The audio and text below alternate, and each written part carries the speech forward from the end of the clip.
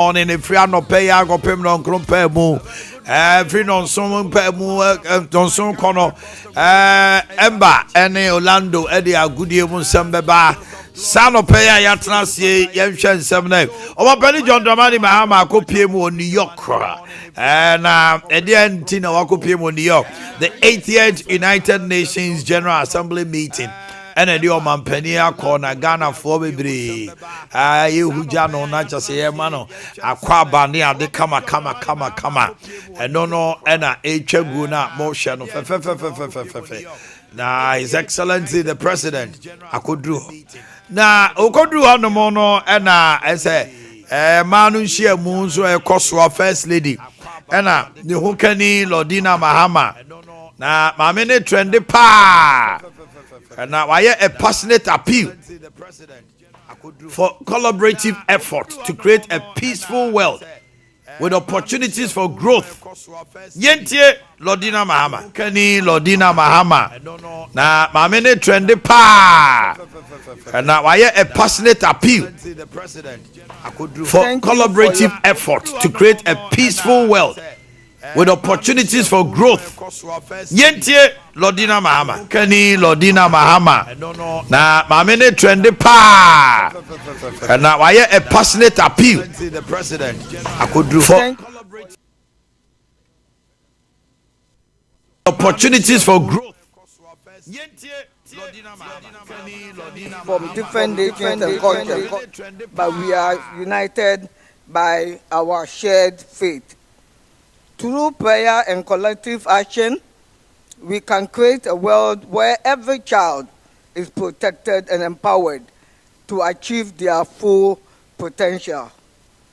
To quote President John Dramani's words, the challenges facing our children today are immense, but they can be tackled through decisive leadership. Across the world, children are affected by conflict and humanitarian crisis.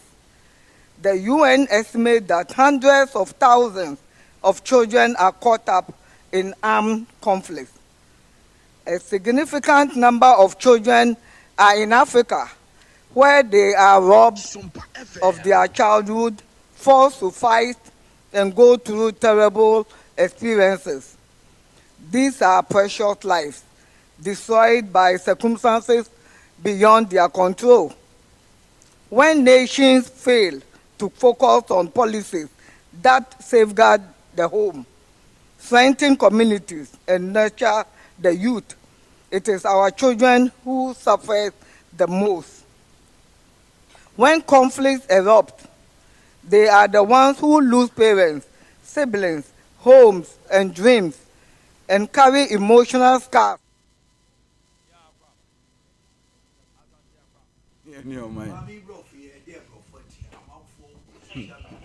I said, yeah, me quite the main initially because tenses no to go no name a yebi where she was scripted. The actor was all kind of but by nature I've said our First Lady ne touch them are flowing with the by nature obu an the kasa no eloquence no form even apart from eloquence no obu an say o kasa ne touch them kakra no anyone will be na abronya mu ye dede bebrebe say obi an opinion ya never be one unim even when Kukwa hinted of the voice near you know, I thought say it was so bizarre you can see say just as you were saying earlier answer the eba eye contact to be sure say it was on track near you know and my cameras catching about on from Sobia Ugas Omanhene Yaw no ani kunu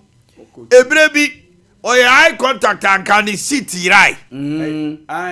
Our penny city right, you know. Who says, oh, yeah, eye contact and can sit right? This is not what I wrote. We had a second, you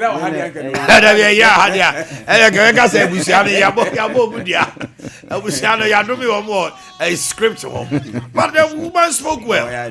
Oh, but what I could do in America. And a view, yes, over such and Yakoma. Mammy, no, at least at the end of the day, she delivered the message. I'm not going to want you now. Oh, Ghana for. Yeah, I'm afraid the politics now. But see, when you listen to social media, it's like the woman goofed and it was so bizarre. And my Ade Akye Abia, we be Omanhene first lady on. I position we are entitled to. Once you be Omanhene near the amount. you mutai first lady. For instance, Speaker of Parliament. Ne we there once a new speaker on Kwade. You go Christian Bia no ye the man. Sana vice president say we be mo ba o. Na say ya say also that you presidential ambition also you ba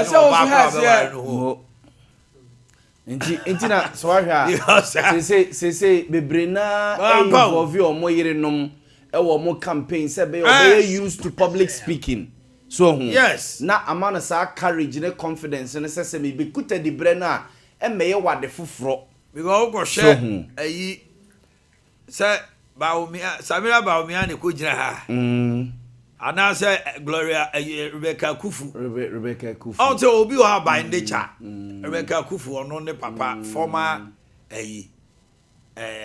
Speaker of Parliament Chief Justice former Chief Justice Speaker of Parliament Samira Baumia on the crew campaign why year for almost 16 years. Eti never be one man. Lordina, how many times gone now who know? No campaign. Our campaign and I say we cry no Mama Lordina why ye bida. Emra de crew be president first one. So maybe we go bisa African leaders wives. Yes. And also come speech be no man for can some. But I oye type na oye din anya dey outgoing type ompekasa ompeni ho asem oye sa type to Jonathan Goodluck Jonathan Goodluck wife there is God oh continue send Jonathan Goodluck wife say ona kwaka and now akoye ring to TikTok baby no Mama no want to rough to no first ladies conference you pidgin walk out. Oh yeah. The most popular first lady in Nigeria. Message you crowd say what NDC promised a ban on small scale mining in 120 days. Yet Akufo-Addo did it in just 3 months back in 2017. Now, every before now Omar grew Western region, was it Western or Central? Central region. And Omako Jina in Sio. Now, way a treated planter, a dima omushu. They've shut it down. Now, miracles moko almost a day. Almost a shensia. Na niye fitano. And ne onum ni milo ye. Demonstrators and so you better have a voice no. Okay, stop galamsey now. One of the demonstrators said, "Omblemo Omanhene Yaw mama." Now on to me yet because Ninu Ibrahim Mahama. Ye ka omo gold who yi pa wa number 1 tino. Magana phone how mo. Na ni okọ demonstration. Na ni okọ demonstration. Yentie no. Omanhene Yaw mama. Now so what can you do about galamsey? You do what you have to do to end galamsey. But you see, Mr. President, I don't blame you if you cannot do anything. Because now your brother, Mr. Ibrahim Mahama, is controlling today. He's controlling Ghana's biggest gold mine. So what can you do about galamsey? If your brother himself controlling the biggest galamsey site, no, I'm coming to this. You see, if the president's direct brother, are we against mining or illegal mining? So the thing is this: who is going to draw the line? Very specific. Yes, but who's going to draw the line and say this is legal or illegal? You do what you have to do to end galamsey. But you see, Mr. President, I don't blame you if you cannot do anything. Because now your brother, Mr. Ibrahim Mahama, is controlling today. He's controlling Ghana's biggest gold mine. Okay. Yentie miracles abwaje so ensema omuko gina ho. Na regional communication director no Hubugu to dwa wo so. Enyando. Oso osra Omanhene na asemo ka he na Omanhene anche no. They will place, they said in their social contract with us that in the first 120 days, they will place a ban on all form of small-scale mining. Ladies and gentlemen, that is the easiest thing any government can do. Like Nana Akufo-Addo did in April 2017, 3 months in his office, 8 months is too long a time for our government to be showing and dragging their feet in the fight against Galamsey. Of December 2024, near to Abeyu, near the so Galamsey for Niama. Near to Abeyu, not yet training hand over man this, and so now police for the soldier for Galamsey for Niama. Every April 2017, January 6, 2025, MPP are buying constantly had police and military in the forest and in our water bodies fighting Galamsey. It is over. Now say they are already sharing your videos, any pictures, I watch excavators, any town fans here. It is what the Gala for you because they are not over now cassette and one away. Let's say they are now the bar a Government Communications Minister Honorable Boakye Ofosu. Send the region here, in fact, be a few hours from here, we will run a constituency. I see your evidence. Honorable fellows, for evidence in the when you say never in the history of this community, and then so we ISA in your own region for over 1.5 months. Water plant way, Ghana Water first shutting it down. Until 1.5 months, Felix Kwachofosu, your own people do not have water to drink. Until you ask for the evidence, this is your. Poyando, yentenwe. Say I'm more about swap. By a head, ya hammer. You see, I will say I'm more about swap bet ye. By a head, ya. Oman penny ye bo about swap, ye. Ye could be Sasuswa, Usi and Kofa evidence, Embra. And ne, Yenina ya Bahasa, Shadia Ecosway. A man for Wahanyan soon or man. Present, Tessie, I will say Sika Unyawa, gold board, and then gold hunty. A man who has Samaya would day. Oman penny ultimate and Fasika Unyaho. Now, a man for Waha. Enya insu papa enomo dia na je so manpani ye koya na se ye bai ye pawucho we dia ye srew wo se ya nka ne ya ma waba so a o manpani wo beti ye ba dia koso e die wadaroma ye koto srew president mahama wo dia wa hwe NDC for mu nyina mo hwe bi nti suoi se ne atie ye kase ye koso ahwe ni se ye a ebede na manfo anya bianom Central region so yentu gold wo ha ba bia enso so ehun tu so aso nti emamunya ensuo nom president mama yakoto srewo president mama yakoto srewo wadaro matie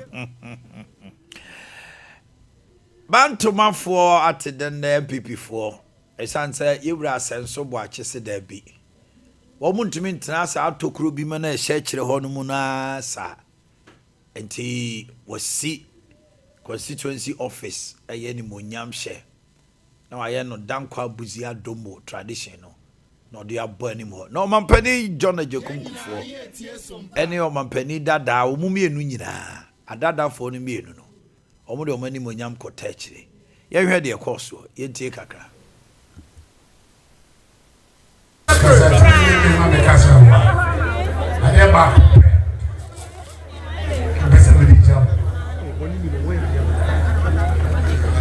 MPP are buying me, yeah, with the president to form president. May you be a brief. Net also, I put it to 2028. I said, I never let you say, I'm about to buy you 2028. Yeah, I hold it up, yeah, of course. The better be sent a casa. Yeah, of course. Now when you chat, we are close.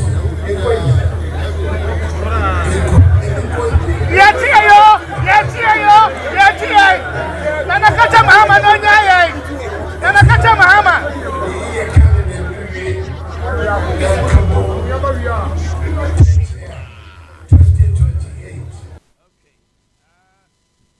Era senso so e de ne de to aso.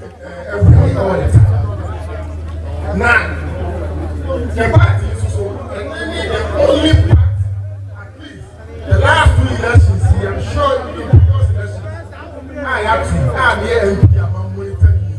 It's the only constituency in Ghana. Every single police station.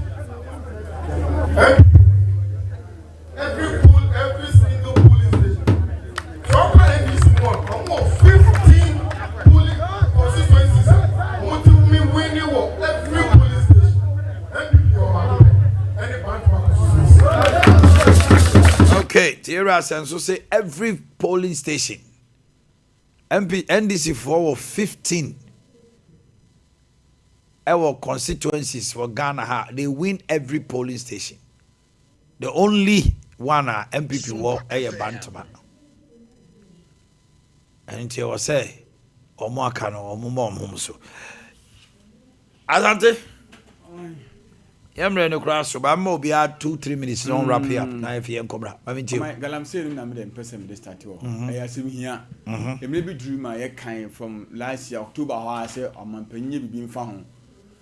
And so I'm ready to say a Kosoka, Yabeka. Now, immediately the Americans of mine. Near to baby now, I'm a Bruno Galam saying, or Olivia place become a beer in so tire, not in your forest.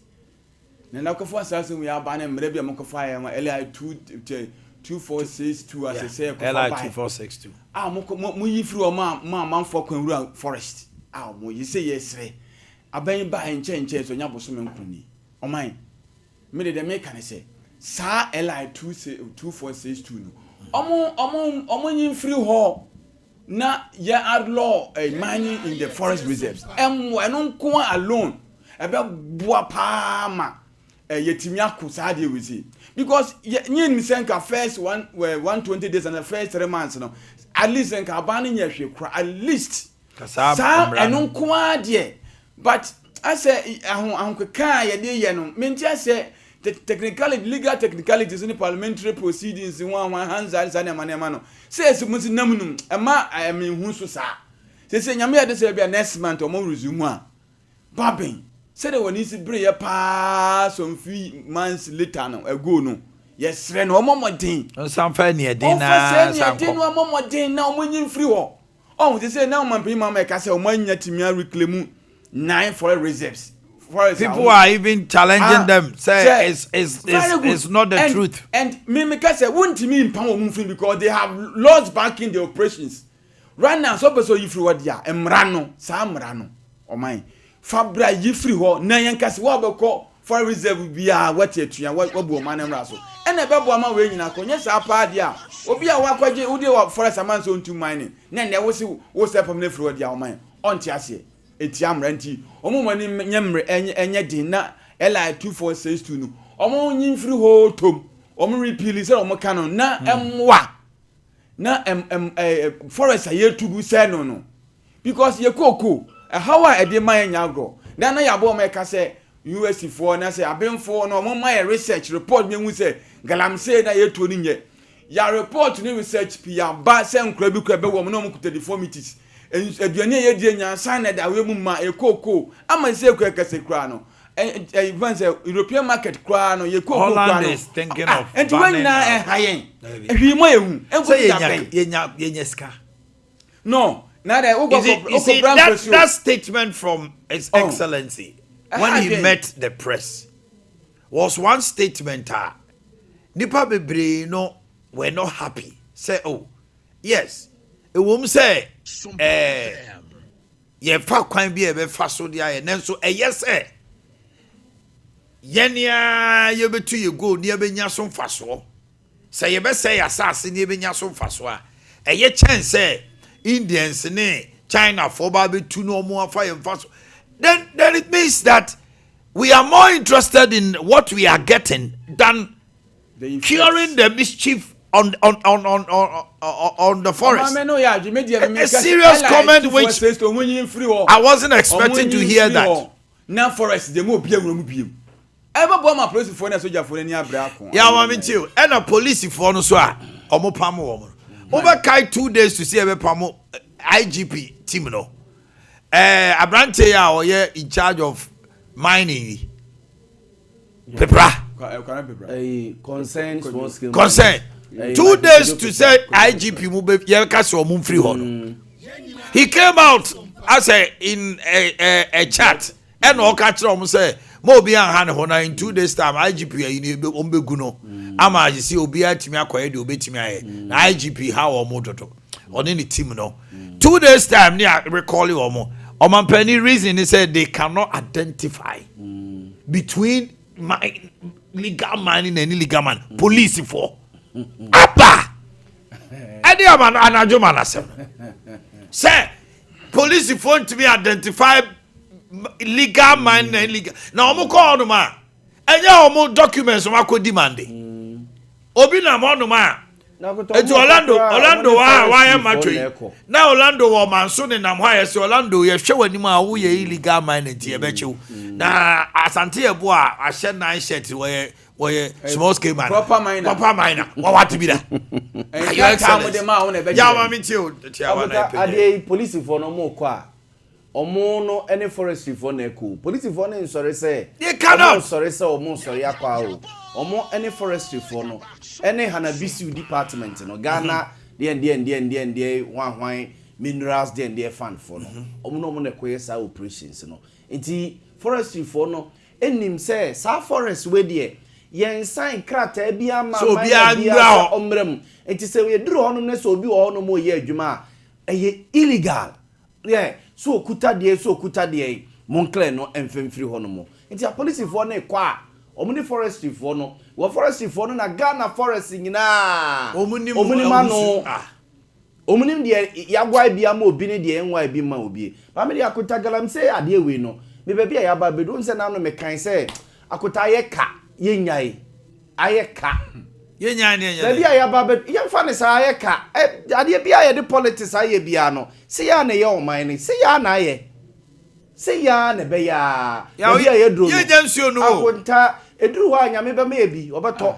ame anom that's it akota Ghana dia ne de politics akọ ho amana yida eno so de wo moa o akota Ghana dia na MPP ni NDC akọ da ho amana yida wo de kyerem ya kwan Kumasi Accra Road ekum nipa chain bibia COVID-19 yare bia ba wiase bia no benye sure say ekum nipa chain Kumasi Accra Road no a ye de 4 hours na twa no but ne akwakoye manson ADC say MPP for aye duru baby eye baby du ye kodi asase foforo to baby na ye kwan no foforo kra 6 lanes insie ko na insie ba de eso man yi ye timsi ye niska to confess no he na de aba be sa kwan no foforo no so hu eti bibia de politics bia no say ya yenyi ani akota ye ka sabre ya se hana samijamfi no bi nya samijamfi anko gina dunkwa ai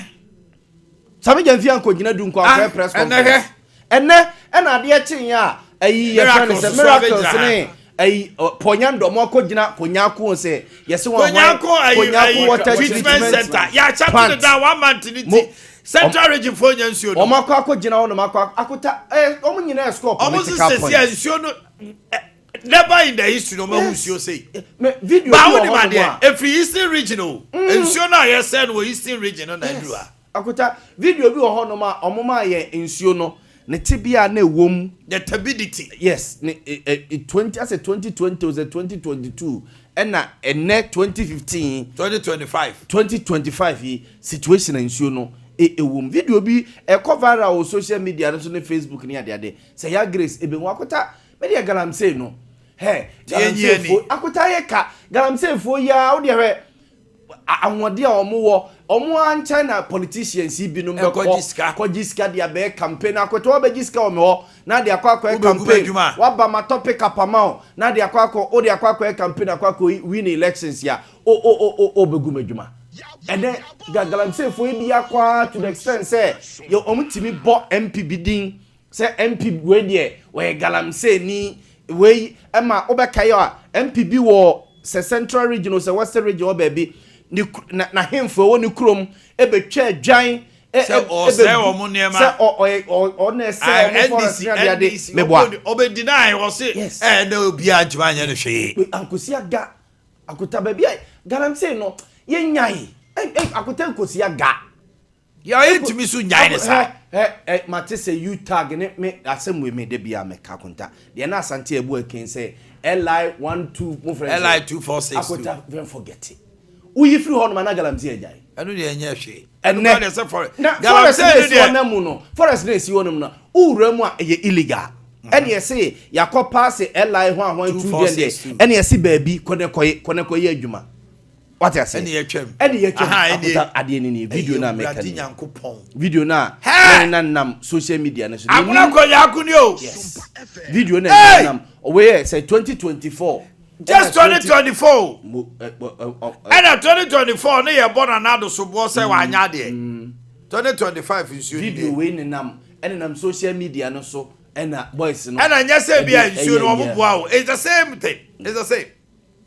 Oh, Jesus Christ. And Yamana, if you didn't see Hono, and away. Is NDC losing the Galamsey fight or they've lost it? Akota Ayaka, yeah, politics, Ayaka. So, no, they are politics, not the BD president. And what the Akotanya, I fix the country for ya no mere demonstration, go to police for Kaki for Galamsey Hono. And your moana, a free Saturday in the Bessie and no Masai demonstration. Yakuzi say, okay. Aka, it's a video, I say lecturers, you know. Ayi K University ayi ba ko no your friend said the takwa mines for no university no any legon for no akota so mbe ko strike ya me dey me say omo ya crash for and university na yiko bi no omo ma ehun say ade bi omo ye bia no is based on research research no omo critique research no ansa no omo dey ye adwuma minim say bebre na ya courses about river any your forest na ade they should start doing research. Akota research no mun critique research no mun propose solutions and ye beye dan strike ne the Professor Jampom ye bi no we are contamin supported that Professor Jampom ye Jampom ye me man supported the fee says abre no na politics no too much and nei omo ya crachefo a no omo ye lecturers se ne omo kire ya de ka kire say before lecturer Professor Bekasa no now it is based on research over the years ya critical mana ye okay. Omunya research about these water bodies and the ye nipa poison e wom na no yesi akon banchi bi wo manso poison kwa sane mani bi mama ye hunu na politicians no ba bi aye keka ko na se ye be kra banchi free UK ye starting ye kra banchi ni nsuo free UK na ade dey. All right, Orlando any emba any tip of Jumedi to so